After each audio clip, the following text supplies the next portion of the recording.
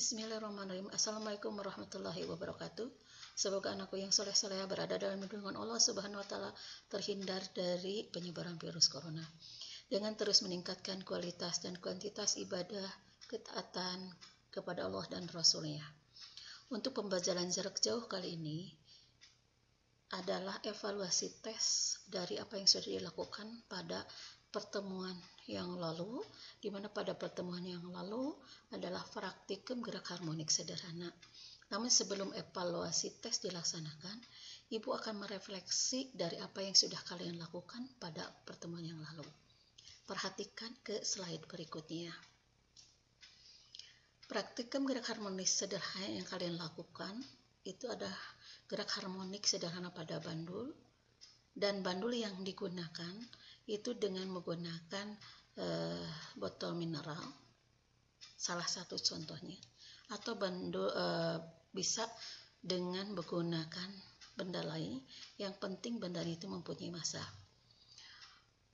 Nah, ketika bandul atau botol mineral ini ditarik dengan simpangan tertentu ke arah kanan, seperti pada gambar di samping. Nah, seperti dengan simpangan tertentu, ya, boleh ditarik ke kanan ataupun ke kiri. Nah, di gambar ini ditarik dengan ke kanan. Nah, ketika bandul ini ditarik ke kanan, artinya diberikan gaya, ya, diberikan gaya tertentu. Kemudian kita lepaskan pegangan botol ini, artinya kita menghilangkan gaya yang bekerja pada bandul tersebut, maka bandul itu akan bergerak bolak-balik. Akan bergerak ke kiri, nanti dari kiri akan bergerak lagi ke kanan, dari kanan akan bergerak lagi ke kiri. Demikian juga kalau bandul itu kita tarik dengan simpangan tertentu ke sebelah kiri, di sebelah kiri, maka ketika gaya itu dihilangkan, maka bandul itu akan bergerak ke arah kanan. Nanti akan balik lagi ke arah kiri dan seterusnya. Nah, gerakan bolak-balik dari bandul, ini yang melewati titik setimbangnya, itu yang disebut dengan gerak harmonik sederhana. Jadi kesimpulannya bahwa gerak harmonik sederhana itu ada gerak bolak-balik di sekitar titik setimbang. Nah, perhatikan ke slide berikutnya. Kalau Ibu gambarkan ke dalam bentuk gambar, gerakan bandul tadi adalah seperti ini. Jadi titik A adalah ketika bandul kita tarik ke arah kanan, itu ada di posisi A. Kemudian ketika bandul ini dilepaskan, artinya gayanya dihilangkan, maka bandul akan bergerak melewati titik B, kemudian ke titik C, dan akan balik lagi ke titik B, dan akan balik lagi ke titik A, dan seterusnya.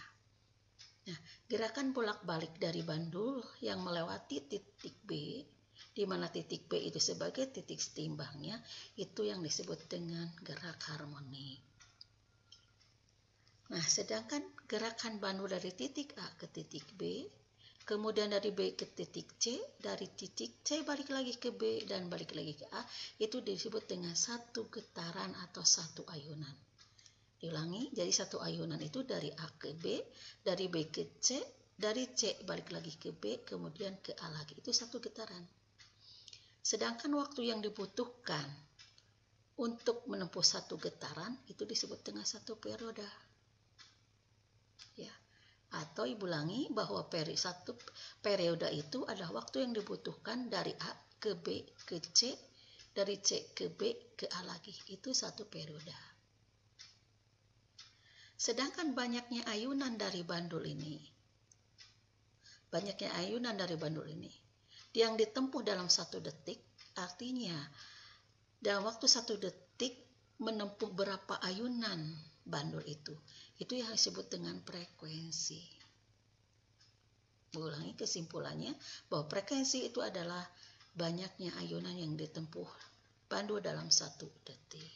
Mudah-mudahan ya paham ya anak anak sekalian tentang apa yang dimaksud dengan getaran, periode, dan frekuensi. Nah, sekarang perhatikan ke slide berikutnya. Ini adalah data hasil percobaan yang sudah dilakukan oleh teman-teman kalian. di mana tali yang dipakai dengan menggunakan panjang tali yang berbeda-beda dari mulai 20 cm sampai ke 150 cm. Nah, kemudian dari percobaan itu ingin melihat bagaimana hubungan antar periode dengan panjang tali. Nah, pada saat panjang tali 20 cm, kemudian diukur waktunya setelah menempuh 10 ayunan, ternyata ditempuh dalam waktu 13,17 detik. Ini artinya periode yang ditempuhnya itu 1,37. Nah, 1,37 itu adalah dari banyaknya ayunan 10 dibagi dengan 13,17. Itulah yang dimaksud dengan satu periode. Kemudian dari gambar grafik itu, kemudian kita lihat bagaimana hubungan antara periode dengan frekuensi. Ternyata semakin banyak, semakin panjang talinya, ternyata waktu yang dibutuhkan untuk menempuh satu ayunan itu semakin besar. Dengan kita lihat gambar grafiknya naik ke atas. Nah, di mana yang sumbu X, Y ini ada periode, yang sumbu X di sini adalah panjang tali. Contoh lagi nih, kita lihat pada panjang 150 cm. Ternyata banyak waktu yang dibutuhkan 10 ayunan itu 27,48 detik. Jadi satu ayunan itu ditempuh dalam waktu 2,748 detik.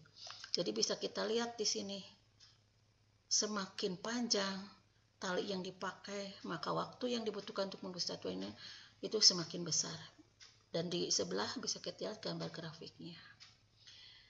Nah, jadi bisa kita simpulkan bahwa hubungan antara periode dengan panjang tali itu berbanding lurus. Semakin besar panjang talinya yang digunakan, semakin besar periode atau waktu yang dibutuhkan satu ayunan. Nah, kita lihat kepada slide berikutnya. Nah, ini adalah dari data itu kita juga bisa melihat bagaimana hubungan antara frekuensi dengan panjang tali. Ya. Ini bisa kita lihat bahwa dari datanya diperoleh bahwa semakin besar panjang tali, maka frekuensi atau waktu banyaknya ayunan dibutuhkan dalam waktu 1 detik itu adalah semakin kecil. Ya, jadi kebalikannya. Kebalikan dari periode tadi. Ya. Nah, kalau dibuatkan gambar grafiknya, ini kelihatan gambar grafiknya semakin ke bawah, semakin ke bawah. Jadi panjang talinya semakin besar, ternyata waktu yang banyaknya ayunan yang ditempuh dalam 1 detik itu adalah semakin kecil. Ya, udah jelas kelihatan gambar grafiknya. Jadi kita bisa disimpulkan bahwa hubungan antara frekuensi dengan panjang tali itu berbanding terbalik. Semakin panjang tali semakin panjang yang dipakai, maka banyaknya ayunan yang ditempuh dalam 1 detik ternyata semakin kecil. Nah, kita lihat slide berikutnya. Ini adalah aplikasi dari gerak harmonis dalam kehidupan sehari-hari. Jadi gerakan bandul tadi itu adalah sama halnya dengan gerakan ayunan kaki kita, ya, gerakan ayunan kaki kita. Ini ketika kita berdiri, ini posisi seimbang.